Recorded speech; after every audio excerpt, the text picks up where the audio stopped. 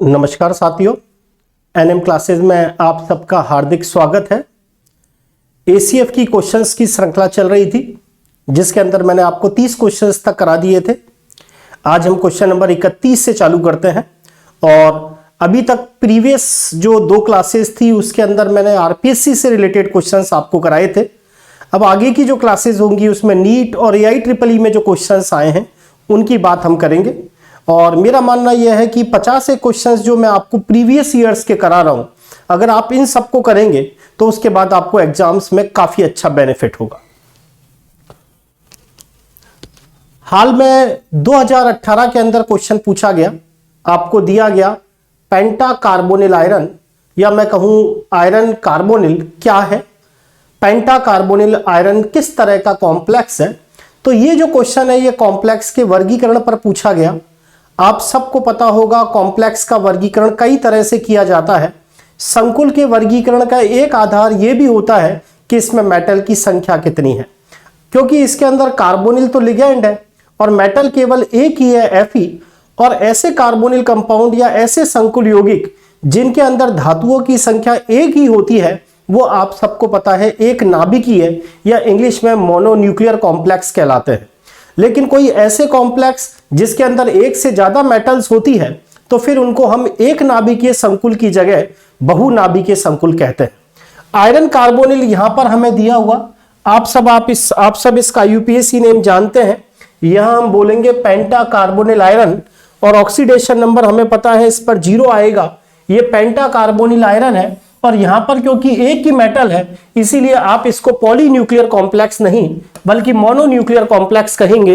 हिंदी में एक नाभिकीय संकुल कहा जाएगा, क्योंकि इसमें मेटल की संख्या एक ही है इसीलिए इसको एक नाभिकीय संकुल कहा जाएगा। मोनोन्यूक्लियर कॉम्प्लेक्स है पेंटा कार्बोनिल आयरन 0।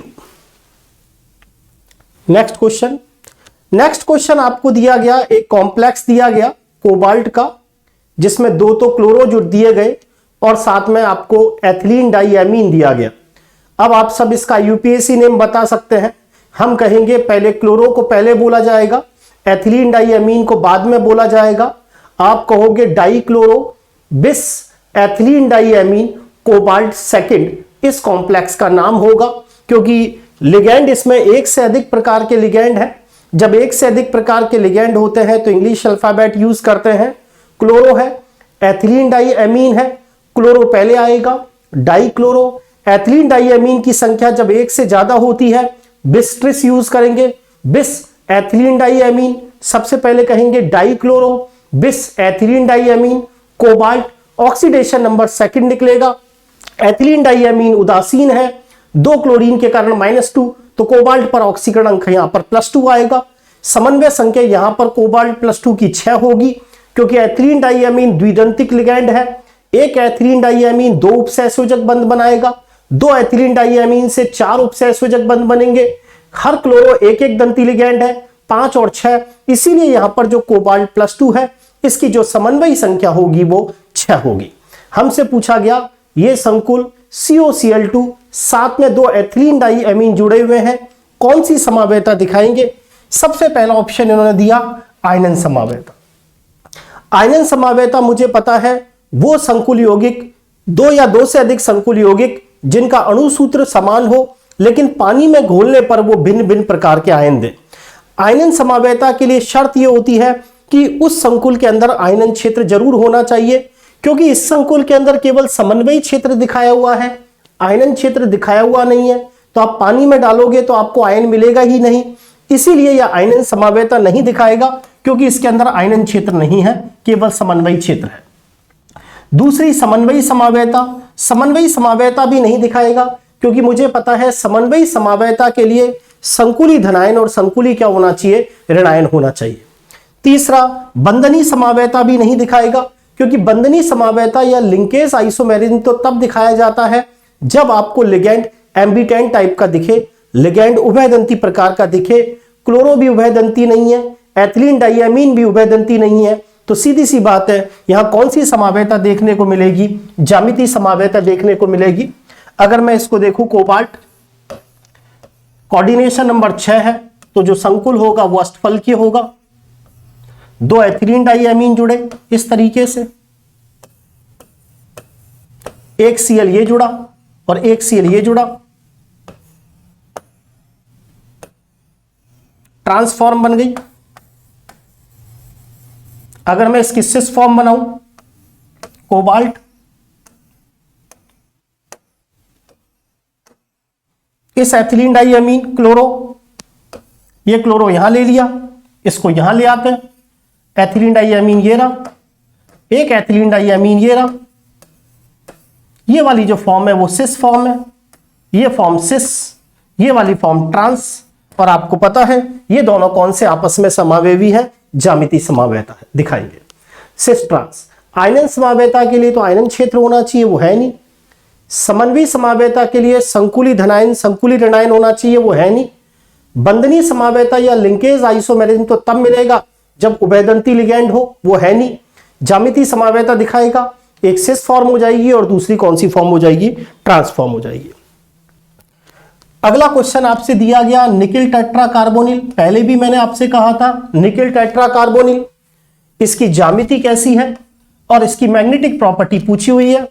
वापस एक बार आपको बता देता हूं, nickel tetra carbonyl, nickel 4 carbonyl जुड़े हुए हैं, क्योंकि यहां निकिल की समन्वयी संख्या 4 है, तो हमारे दिमाग में है या तो संकरण sp3 होगा या संकरण dsp2 होगा। यह क्वेश्चन पहले भी फर्स्ट ग्रेड में आया हुआ है। इनमें से वो कौन सा संकुल है जो ज्यामितीय समावेता नहीं दिखाएगा, तो आंसर था निकिल टेट्रा कार्बोनिल। उसका रीजन यह है, अभी आपको दिखेगा इसमें sp3 संकरण है, और जिनमें sp3 संकरण दिखता है वो संकुल कभी भी ज्यामितीय समावेता नहीं दिखाते। ज्यामितीय समावेता के लिए तो कौन सा संकरण चाहिए, dsp2। अब आपको पता है निकिल एटॉमिक नंबर 28, विन्यास होगा आर्गन 18, 4s2 और साथ में 3d8।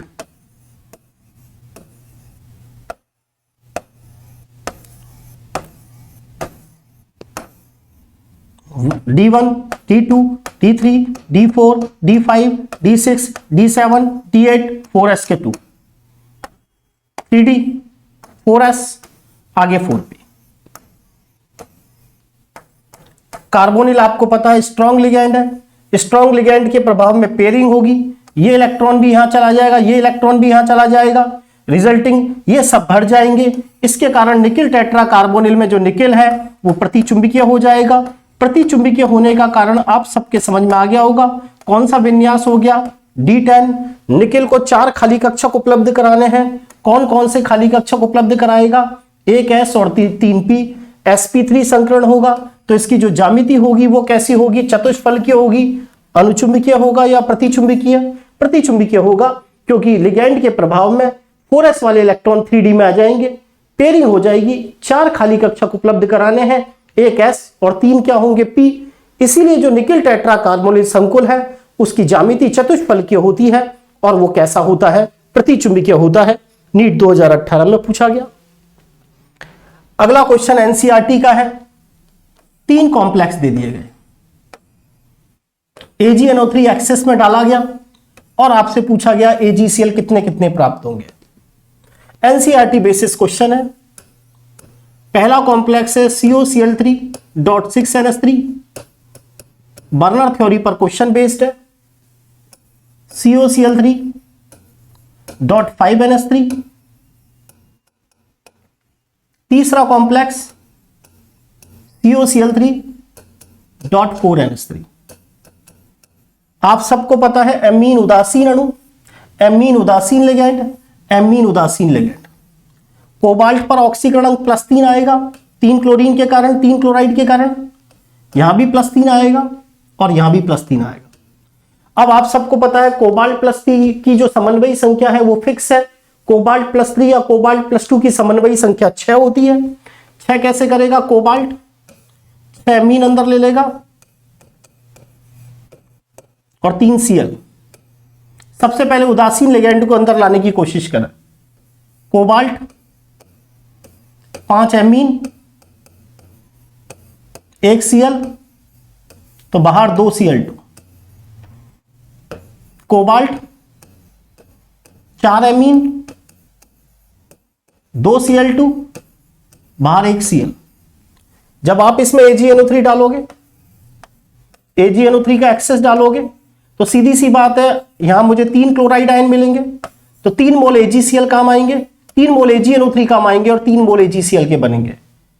यहां 2 मोल AgNO3 के आएंगे और 2 मोल AgCl के बनेंगे, और यहां 1 मोल AgNO3 का आएगा और 1 मोल AgCl बनेगा। क्योंकि यहां दिख रहा होगा आपको 3 क्लोराइड आयन मिलेंगे, यहां 2 क्लोराइड आयन मिलेंगे, यहां 1 क्लोराइड आयन मिलेगा। आयनन क्षेत्र पूर्ण रूप से आयनित हो जाता है, और ये जो समन्वय क्षेत्र है वो आयनित नहीं होता। इससे 3 क्लोराइड है, इससे 2 AgCl, इससे 1 AgCl, तो 3 AgCl, 2 AgCl और 1 क्या मिलेगा, 1 AgCl। नेक्स्ट क्वेश्चन, आपको कोबाल्ट+3 के कॉम्प्लेक्स दिखाए हैं और आपसे कहा गया कि दृश्य क्षेत्र की तरंगदैर्घ्य को अवशोषित करने का सही क्रम क्या होगा। क्वेश्चन यह है कि आपको कोबाल्ट+3 के ये 3 कॉम्प्लेक्स बना दिए। अब आपसे कहा गया कि इनके इलेक्ट्रॉन्स को आपको T2G से EG में ले जाना है। आप सबने पढ़ा होगा DD ट्रांजैक्शन। तो बताएं कौन दृश्य क्षेत्र से सबसे ज्यादा तरंगदैर्घ्य को अवशोषित करेगा, यानी ज्यादा तरंगदैर्घ्य, या वो दृश्य क्षेत्र कहने का मतलब यहां यह कहता है कि कोबाल्ट+3 के 3 कॉम्प्लेक्स आपको दिए हुए हैं। एक कॉम्प्लेक्स एथिलीन डाइअमीन से बना, एक एमीन से बना और एक वाटर से बना। अब आपको पता है लिगेंड के प्रभाव में जो ये 5 डी कक्षक हैं, ये 2 एनर्जी लेवल में बढ़ जाएंगे। एक है T2G और एक आपको पता है EG है। अब क्या होता है, जब यहां पर स्ट्रॉन्ग लिगेंड होते हैं तो इस डेल ऑक्टाहेड्रल का जो मान है, यानी T2G और EG के बीच में जो ये एनर्जी डिफरेंस है, डेल ऑक्टाहेड्रल का जो मान है, वो इस बात पर डिपेंड करता है लिगेंड की नेचर कैसी है।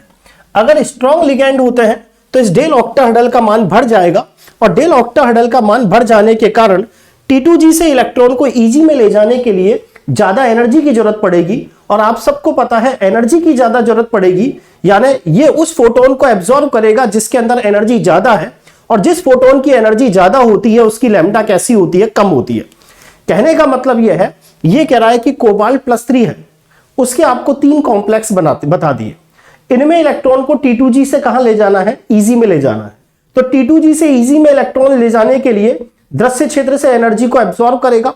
तो ये पूछना चाह रहे हैं कि कौन सा कॉम्प्लेक्स ऐसा है जो लैम्डा के ज्यादा मान को ग्रहण करेगा, कहने का मतलब एनर्जी कम लेगा, और कौन एनर्जी ज्यादा लेगा। अब आप सबको पता है जो एनर्जी है E बराबर वो होती है Sc/λ। जिसकी एनर्जी ज्यादा होगी उसकी लैम्डा कम होगी।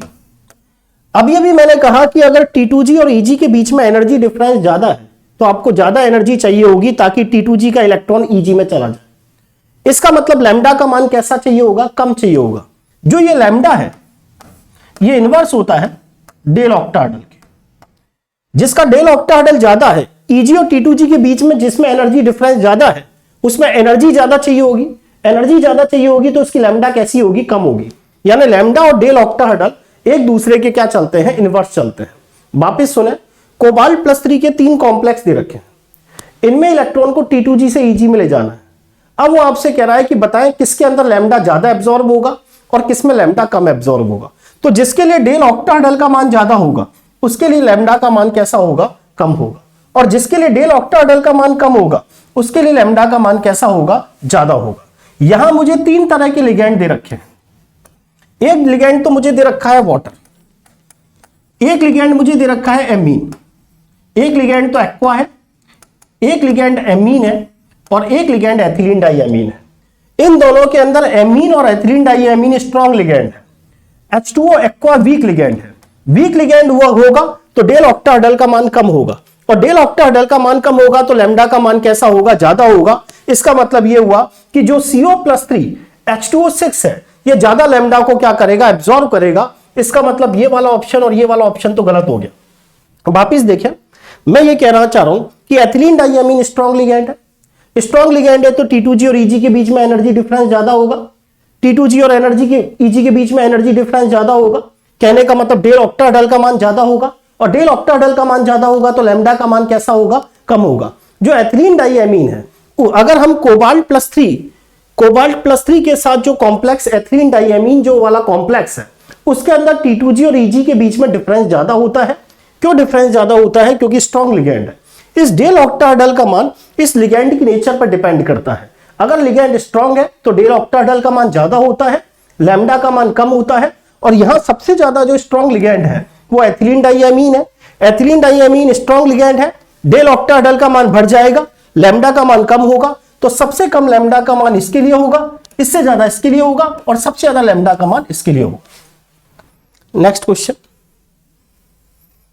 आपसे कहा गया हेक्सासाइनो मैग्नेट प्लस 3 है कॉम्प्लेक्स, इसके अंदर मुझे संकरण और ज्यामिति बतानी है। तो अपन देख लेते हैं। MnCN6-3 hexacyano manganate ion.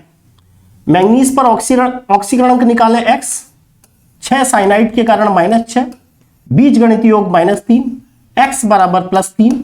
इसका मतलब यहां मैंगनीज +3 फॉर्म में है।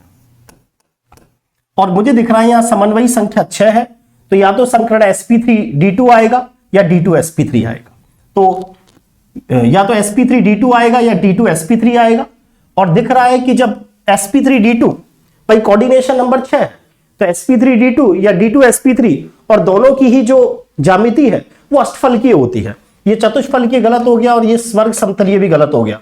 या तो आंसर ये होगा या आंसर ये होगा। चेक कर लेते हैं।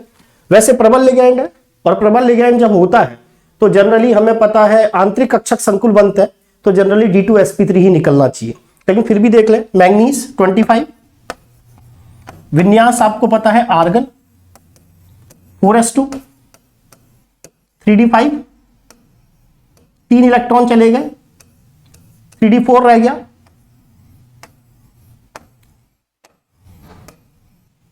3d 4s 4p,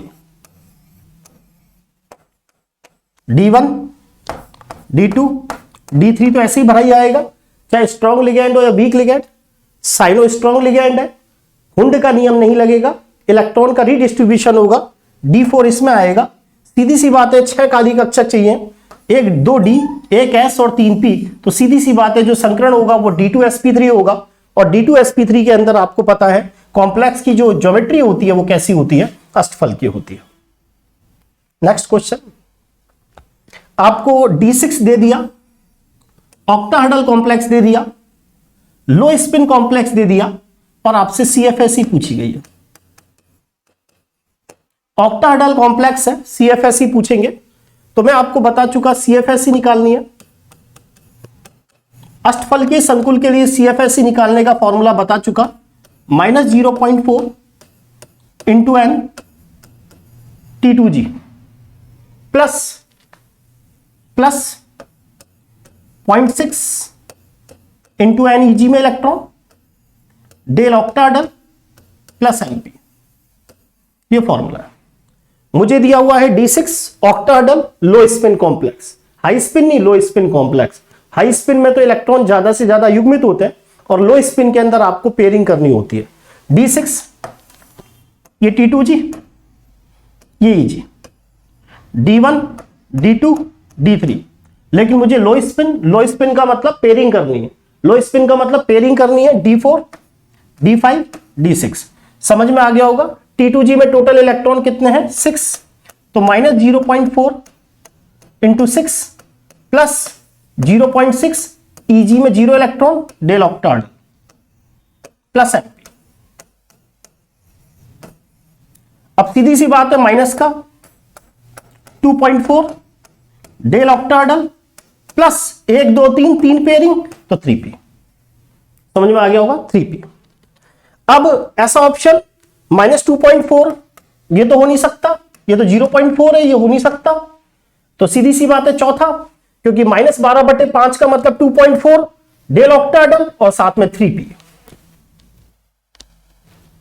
next question, आपको 4 ऑर्बिटल दे दिए, आपसे कहा बाह्य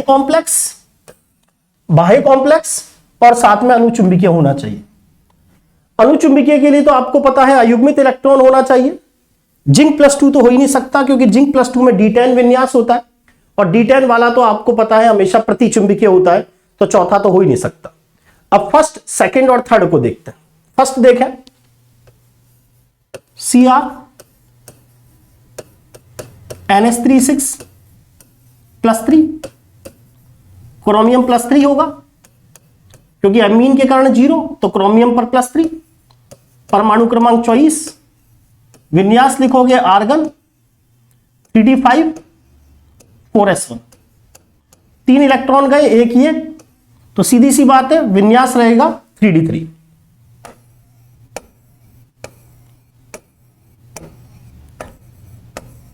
फोरस 4p, 3d3 तक तो हुंड के नियम से इलेक्ट्रॉन भरते हैं। समन्वयी संख्या 6 खाली कक्षक उपलब्ध कराने, तो D2sp3 होगा, तो ये तो हो ही नहीं सकता, क्योंकि ये तो आंतरिक कक्षक कॉम्प्लेक्स बन गया, आंतरिक कक्षक संकुल बन गया, बल्कि वो तो हमसे पूछ रहा है बाह्य कक्षक संकुल हो और साथ में अनुचुंबकीय हो। सेकंड, कोबाल्ट के साथ 6 amine, hexaamine cobalt third ion, cobalt +3, cobalt होता है 27, आर्गन 3d7 और 4s2, कितने चले गए 3, रह गया D6। प्रबल लिगैंड का प्रभाव लगेगा, क्योंकि एमीन स्ट्रॉन्ग लिगैंड है, D1 D2 D3 D4 D5 D6, समझ में आ गया होगा। ये तो प्रतिचुंबकीय है, ये तो हो ही नहीं सकता। और साथ ही साथ इसमें जो हाइब्रिडाइजेशन निकलेगा वो D2sp3 निकलेगा, तो सीधी सी बात है तीसरा ऑप्शन होगा। इसके अंदर जो संकरण निकल के आएगा वो क्या निकल के आएगा, sp3d2, और साथ ही साथ इसमें युग्मित इलेक्ट्रॉन होंगे, इसीलिए कैसा काम करेगा, अनुचुंबकीय का काम करेगा। एक बार देख भी लेते हैं, देखें कैसे। यहां निकेल +2 है, वैसे भी हमेशा ध्यान रखें जो निकेल +2 होता है ये हमेशा, अगर इसका कोऑर्डिनेशन नंबर 6 है तो ये बाह्य कक्षक संकुल बनाता है।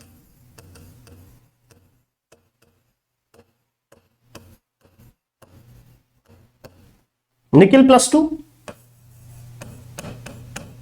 28, आर्गन 3d8 और 4s2, 2 चले गए D8,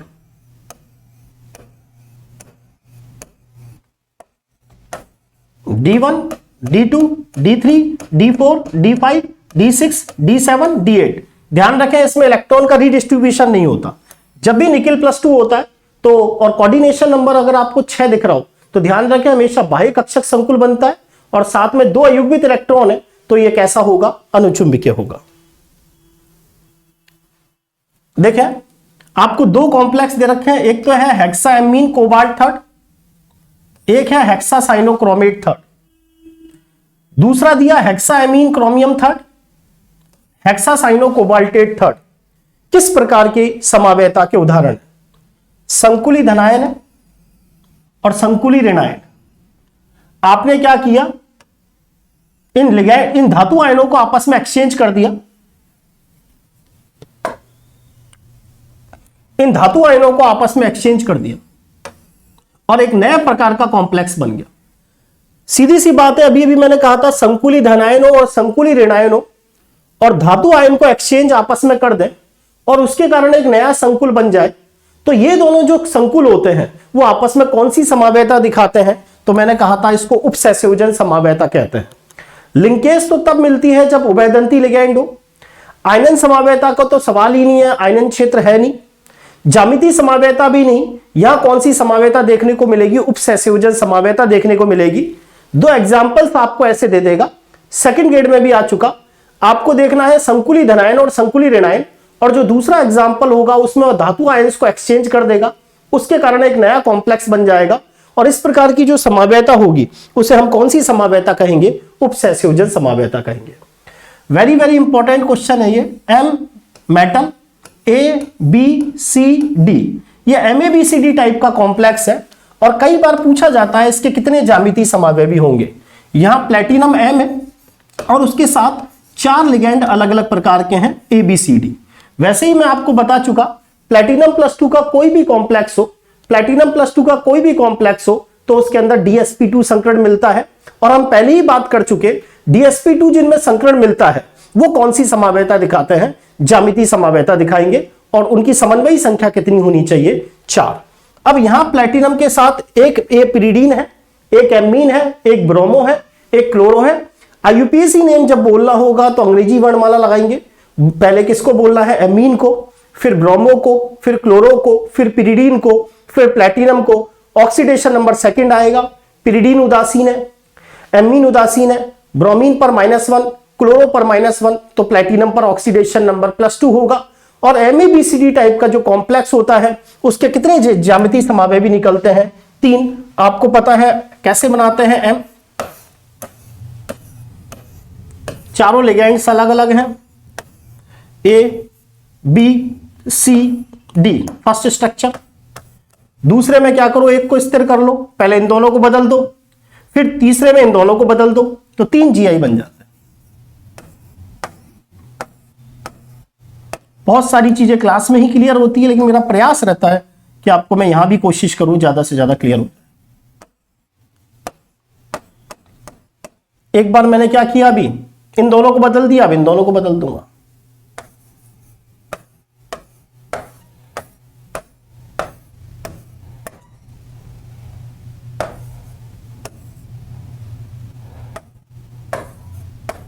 इस तरीके से इसके कितने GI बनते हैं, आपके 3 बनेंगे। MABCD के हमेशा 3 GI बनेंगे। उम्मीद करता हूं आज के क्वेश्चंस आपको समझ में आए होंगे और नेक्स्ट जो अगले 10 क्वेश्चन है वो आपको कल क्लासेस में मिलेंगे।